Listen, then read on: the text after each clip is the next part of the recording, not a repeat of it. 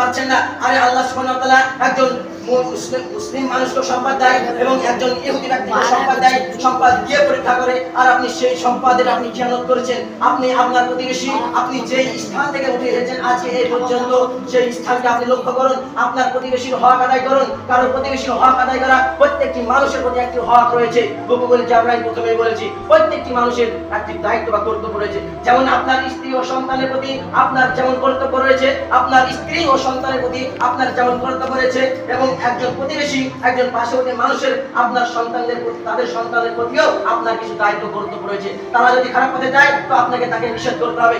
নবী করিম সাল্লাল্লাহু আলাইহি ওয়াসাল্লাম জিবরাইল আলাইহিস সালামকে জিজ্ঞাসা করেন, ইয়া জিবরাইল ইউসিনি, আমাকে উপদেশ দাও, ইউসিনি আমাকে উপদেশ দাও, হাত্তা জানান্তু আন্নাহু সাইওয়ারিশু। তখন জিবরাইল আলাইহিস সালাম এমন ভাবে উপদেশ দিতে লাগলেন, এমন ভাবে উপদেশ দিতে লাগলেন যে এমন পর্যায়ে চলে গেছে যে তিনি হয়তো বলবেন, নবী করিম সাল্লাল্লাহু আলাইহি ওয়াসাল্লাম মনে করছেন